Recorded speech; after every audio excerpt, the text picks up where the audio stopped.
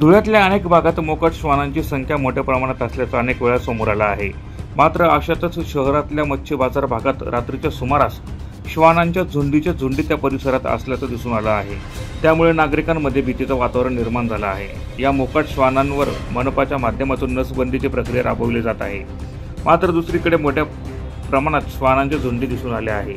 परिसरातील मांस विक्रेते उर्वरित मांस टाकून देत असल्याने या भागात मोठ्या प्रमाणात श्वानांची गर्दी होत असल्याची प्राथमिक माहिती समोर आली आहे। त्यामुळे उघड्यावर मांस टाकणाऱ्या विक्रेत्यांना देखील मनपाने समज देण्याची मागणी समोर आली आहे। प्रतिनिधी सुनील निकम, माझा महाराष्ट्र न्यूज, धुळे।